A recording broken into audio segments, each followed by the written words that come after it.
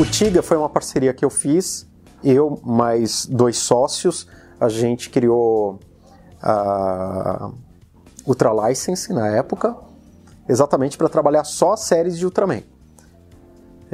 Eu tinha um acesso bom na Record na época, tanto que eu assisti o primeiro episódio de Pokémon antes de ir ao ar, que eles queriam saber da minha opinião, se estava bem dublado, se estava legal, aí eu assisti lá e falei, putz, isso aqui não tem como dar errado, né?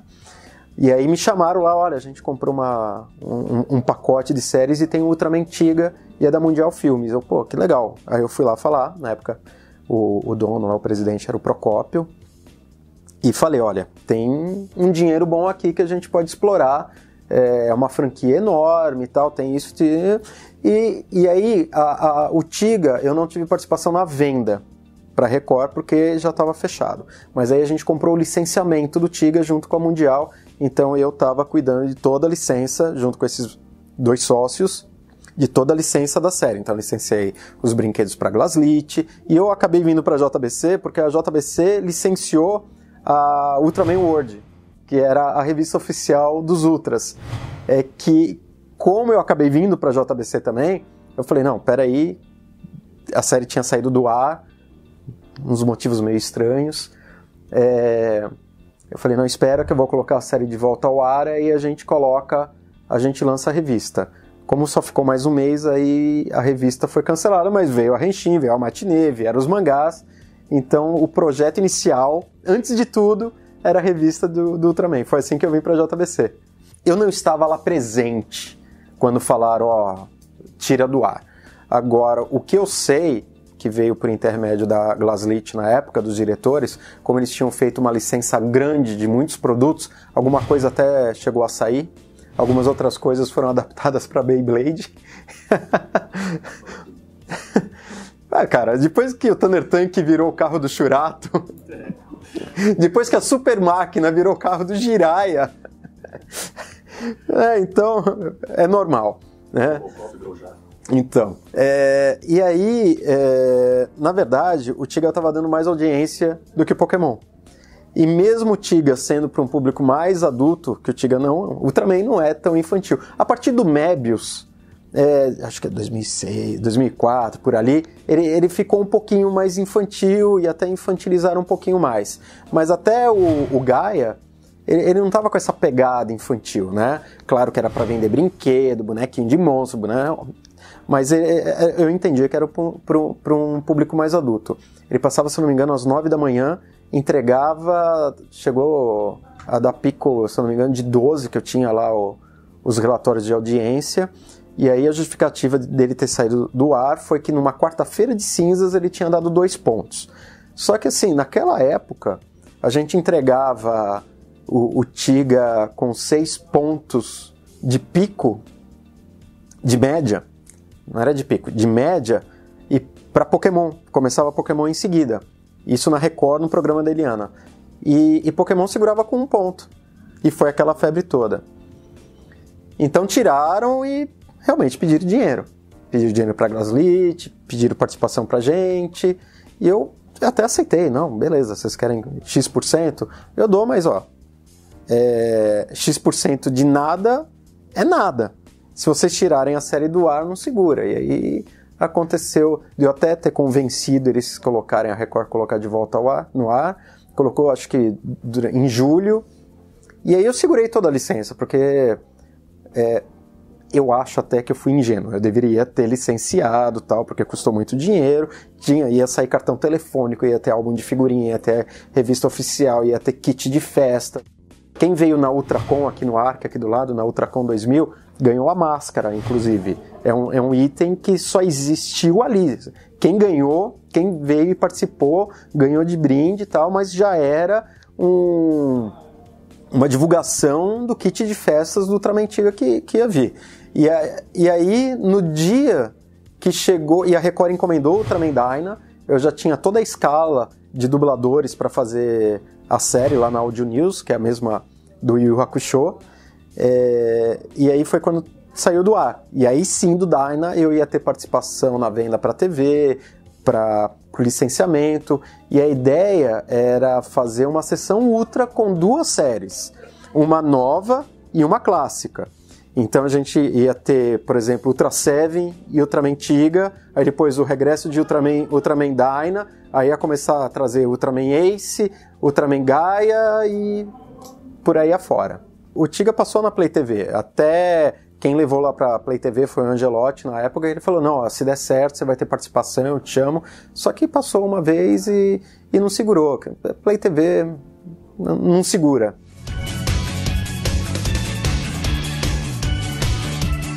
Eles compraram, aí vieram falar comigo, eu não só fiz a tradução, como eu praticamente fiz a escala de todos os dubladores. Antes até da Focus, né? Teve pela Impact Records, que saiu Ultraman The Next e saiu a Odisseia Final.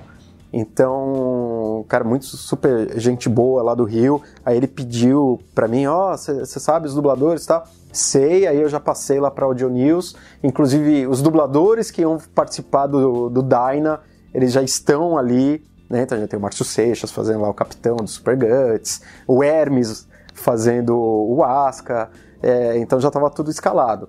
E aí quando os filmes vieram aqui para São Paulo, eu colaborei para ir para do Brasil e tal, e ali a gente conseguiu escalar, aí foi um sonho, né? Porque trazer o Ionei Silva de volta, o Celso Vasconcelos, as vozes clássicas, que eram os caras que estavam vivos, pro Ultra Seven e pro Ultraman Jack, foram demais. Convenci os caras a virem, escalei praticamente todos os personagens, escolhi as vozes dos novos Ultras, da maioria. Tinham alguns que não fui eu, que foi o estúdio ali, que era coisa do momento, também tinha escala, né? Tipo, Ultraman Tarô tinha 3 falas, então precisa ser um mega super dublador. Ficou super legal, mas foi o estúdio que escalou, mas tipo, o Vigiane pro Ultraman Ace fui eu, o Márcio Simões para ser o Ayata atualizado, com uma voz mais parecida com o Ari de Toledo, que era o dublador original, também fui eu, né? Então foi tudo por intermédio da Focus e da do Brasil, que eu já fazia trabalhos lá para do Brasil, né? Cavaleiro Zodíaco, depois saiu da Alamo, foi tudo lá. E foi, eu tenho, é triste, mas ao mesmo tempo é uma grande felicidade, que foi o último trabalho do Ionei Silva, né?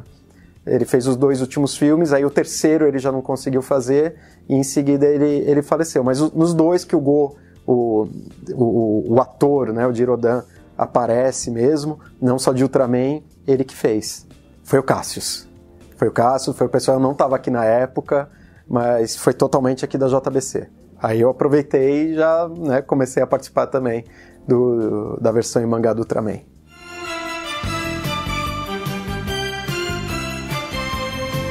Cara, foi meu primeiro trabalho em dublagem, né?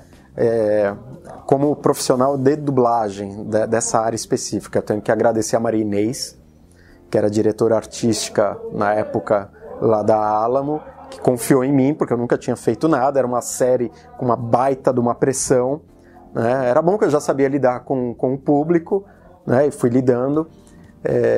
E também uma baita responsabilidade para você arrumar uma série de coisas, inclusive coisas que, assim, era engraçado que a versão espanhola, que serviu de base para a dublagem da Gota, o que eles não entendiam, eles inventavam. Ou simplesmente abstraíam, inventavam uma frase em cima, então tinha golpe lá, que eles criavam alguma coisa em cima, tinha uma despadronização geral, então isso tudo eu fui ajustando, foi um trabalho longo. Eu fazia também o corte, né, a marcação de tempo, isso dava um trabalho, era muito mais trabalhoso do que fazer a edição de texto, porque para edição o que eu fiz? Eu não queria ignorar completamente a dublagem da Gota Mágica, que tinha umas coisas lá bizarras, tipo o Shiryu amigo, ou o Shun perguntando pro Ikki, irmão, você sofreu? Sim. E todo mundo chorava, isso não existe no original. Mas eu também não ia tirar, porque ficaram tão marcados, né? Foram sequências tão marcantes. Então o que eu fiz? Eu tinha os VHS na época, com a série inteira original. A gente teve que descartar, eu pedi autorização para o estúdio para descartar o material oficial que eles tinham mandado, que estava em inglês e o áudio em espanhol, e as coisas não batiam. Então, ao mesmo tempo que o Oka fazia uma tradução de ouvido, eu contratei pessoas entre elas o Eduardo Vilarinho lá do Cave Zodíaco, para fazer, redigir todas as falas de todos os episódios da Gota Mágica. Aí o que eu fazia? Eu pegava os 2 textos e juntava. E aí eu fazia edição em cima da estrutura dos diálogos da Gota Mágica e só arrumando as coisas que estavam erradas e inserindo as coisas que tinham sido retiradas, não é? E aí você descobre coisas engraçadas, como, por exemplo, quando você assiste, você absorve, porque é uma dinâmica. É diferente do mangá, que tá ali, você acha alguma coisa estranha, você vai, não, então, ficou esquisito isso aqui, não tá fazendo sentido, deixa eu ler de novo. É diferente, né? Quando você tá assistindo, a coisa passa, tal, você absorve e beijo, tchau. E aí, fui descobrir que todas as falas do Mestre Ancião estavam erradas. Aconteceu isso também com o Yu Hakusho. Todas as falas da Genkai, onde tinha muita explicação, a coisa patinava. Então eu pegava aquela estrutura ali, pegava a maioria das palavras principais que tinham sido usadas e ia consertando, ia ajustando. Então foi esse o trabalho. Mas o maior trabalho mesmo foi fazer marcação. Tanto que hoje eu não faço marcação, porque você perde o foco, né, da tradução. O Dragon Ball Super que eu estou fazendo hoje é assim, né? É sem marcação, é só a tradução direta. Não é que eu faço a tradução, eu coordeno, edito e adapto, né? Porque eu não tenho japonês para isso, né? Quando é inglês, alguma coisa assim, vem material, eu consigo fazer sozinho. O Soul of Gold, por exemplo, o Alma de Ouro eu fiz sozinho, teve alguns filmes de Ultraman que eu fiz sozinho, mas juntando o pouco que eu sei de japonês, com o que estava em inglês, com o meu conhecimento das séries, então eu me senti seguro para fazer. Mas geralmente, por exemplo, Rama Meio, cara, teve tanta gente que participou, teve Ederli Fortunato, teve o Rodrigo Gaspar, teve o próprio Oka, só que aí no Rama toda a adaptação ficou por minha conta. Na verdade todas as séries, mas o Rama era igual o Yu Hakusho, é igual o que fizeram agora com o One Punch Man. Você tinha um material, você tinha abertura para brincar com o texto, né? Em Dragon Ball você não pode, né, colocar o Goku meio humano, falando meio gíria, ou fazendo igual no One Punch Man. Quem é você na fila do pão? Entendeu? Não tem brecha. Eu deixei o Jaco brincando mais um pouquinho, né? Mas é mais... A estrutura é mais fechada, não tem... Cavaleiros do Zodíaco também, não dá pra colocar... Imagina o Yoga todo frio lá, fazendo piadinha. Não dá colocar gíria que... Aí sim, hein, Seiya, belo golpe, esse meteoro é da hora, maluco, hein, o bagulho. Não dá, né? Então Rama proporcionou isso. Então eu coloquei até ele cantando a música Sorriso Contagiante do Yu Hakusho, que de repente me bate um desejo latente, né? Então deu pra brincar mais e eu me diverti mais. Mas, cara, eu fiz nessa época, junto com o Oka e com muita gente, Fullmetal Panic, Scryed, os dois Fullmetal Alchemist, o Brotherhood, Baby Bachan, Excel Saga. Cara, metade do que passava no Animax, eu e o Oka que fizemos algumas coisas. Rama Meio, por exemplo, foi pro Cartoon e também acho que foi Play TV, né? O canal 21, não lembro qual é a encarnação do canal. Mas teve muita coisa nessa. Eu não sei como a gente conseguiu dar conta disso tudo, de verdade. Geralmente, quando não me chamam, ou veio em inglês ou espanhol, ou alguém se jogou lá na frente e tal. Tipo, provavelmente foi o que aconteceu com o Naruto, com o One Punch Man. Então foi para outro estúdio, o pessoal provavelmente não me conhecia, ou quis fazer alguma coisa diferente. Ficaram muito legais também. Tirando o Sasuke e Sakura, desnecessário, mas quem sou eu na fila do pão, né, para reclamar?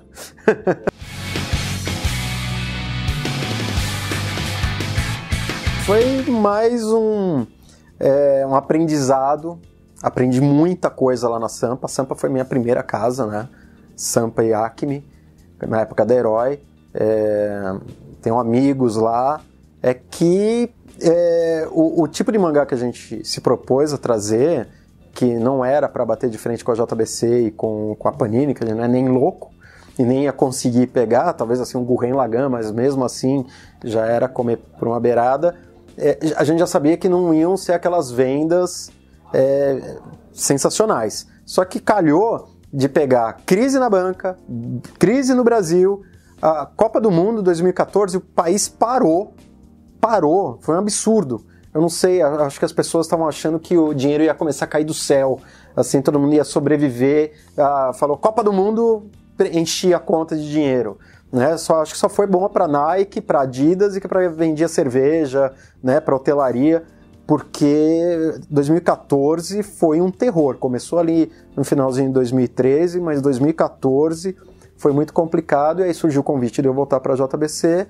Eu já estava mais experiente, conheci muito mais coisas, conheci melhor o mercado, conheci um outro lado, que uma coisa é você criar, desenvolver, produzir, outra coisa é você fazer tudo isso e também vender, acompanhar a gráfica, fazer toda a parte de contratos, toda a parte burocrática, toda a parte administrativa. Então eram coisas que eu não tinha cuidado aqui na JBC, que eu comecei a cuidar lá também.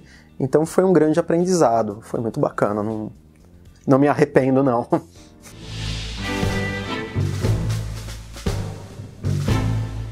Que é minha casa, né? Eu fiquei super feliz quando me chamaram, foi um momento complicado, né? O Vagabond, por exemplo, me criou uma dívida meio eterna.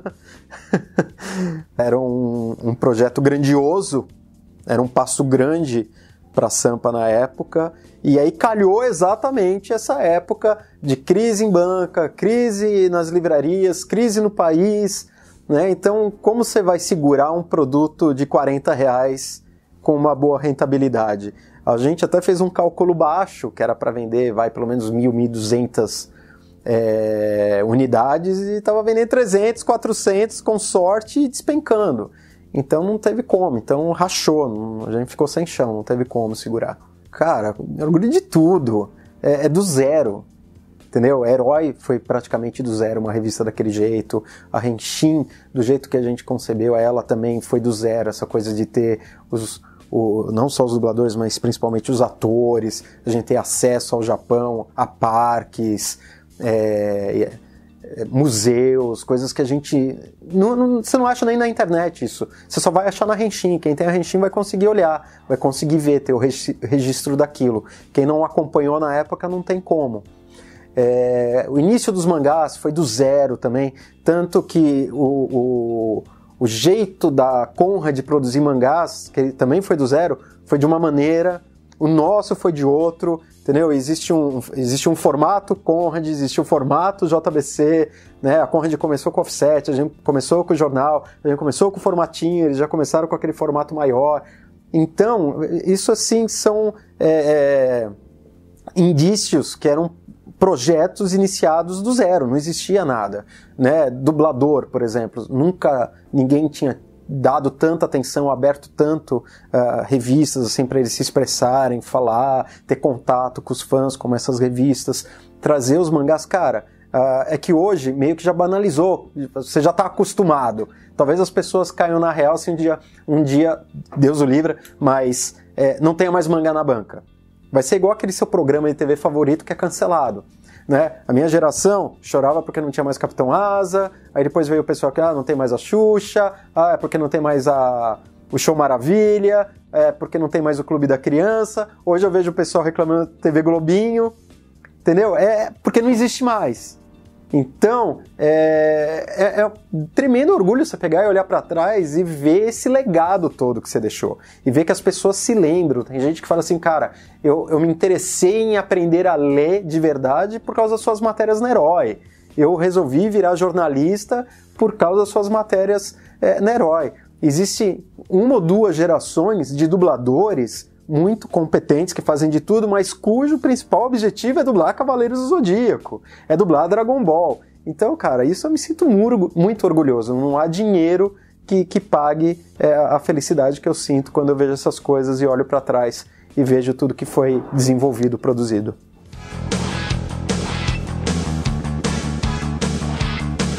Cara, eu me arrependo e não me arrependo de não ter brigado mais por Dragon Ball.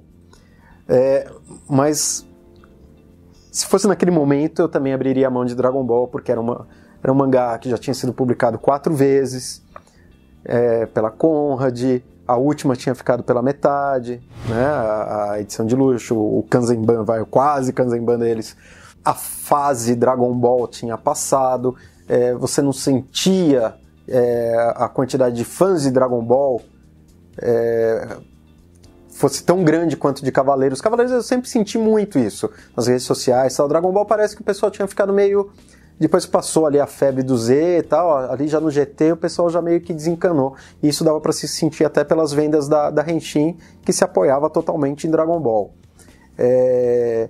E aí, são 42 volumes, qual a perspectiva de sair uma série, uma continuação? Nenhuma. Qual que era a probabilidade do Toriyama retomar ou passar para alguém se responsabilizar e transformar isso de novo, reativar a franquia? Então a gente concentrou na época, né, a gente podia mandar proposta para One Piece, Dragon Ball e Cavaleiros do Zodíaco. One Piece, sendo muito franco, a gente descartou logo de cara, porque é difícil mesmo trabalhar One Piece, independente da qualidade. Não é que One Piece é horrível, não, longe disso, pelo amor de Deus, entendeu? Mas estrategicamente, comercialmente falando, é muito complicado, porque é um mangá que está muito longo, você não sabe se um dia vai ter um fim. Né? O autor toda hora fala, não, o Oda sempre fala, agora entrou no último arco. Quanto tempo vai durar esse último arco? As vendas na Conrad não tinham sido boas, a gente levantou o histórico, isso pesou bastante, mas Dragon Ball, cara, talvez se eu pudesse voltar sabendo agora também é fácil, né? Com o Super e tal... teria sido Dragon Ball.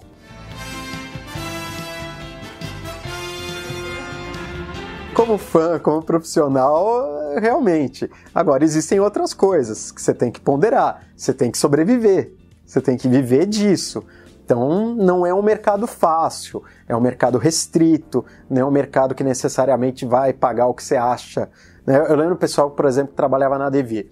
Eu lembro de muita gente falando assim, não, meu sonho é trabalhar na Devir. Porra, do cacete, você vai trabalhar com gibi o dia inteiro, com RPG, pô, sensacional. Mesma coisa aqui, o que você faz o dia inteiro? Leio mangá, assisto anime, é isso que eu faço, pô, do cacete. Sim, mas é um trabalho, tem suas responsabilidades, são produtos licenciados, existe mais uma série de pessoas envolvidas, não é um trabalho que você faz sozinho, você faz parte, você é uma engrenagem importante como todas as outras pessoas que participaram desse processo inteiro também são. Então você tem um encaixe, tem uma pessoa que vai idealizar o produto para a banca especificamente, para a livraria, a pessoa que vai vender, então tem uma série de estratégias na hora de escolher título e tal. Então você tem que estar preparado, sabendo que é um trabalho. É muito prazeroso porque você está trabalhando com uma coisa que você gosta.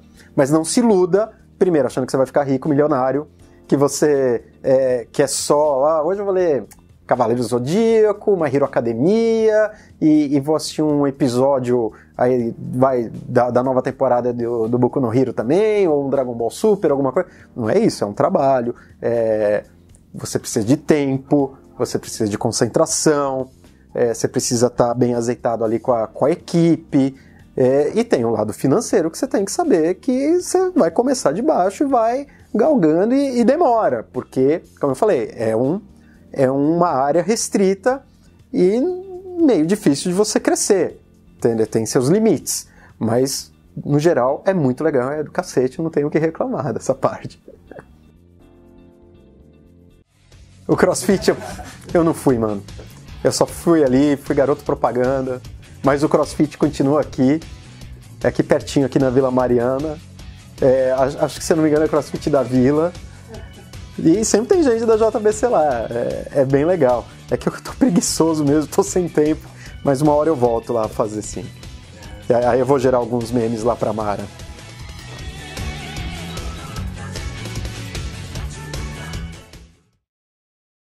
Mas Dragon Ball acho que é o único. Mas Mara, eu tô fazendo Dragon Ball Super, eu fiz Dragon Ball Kai, então eu fiz Dragon Ball sim! Ha!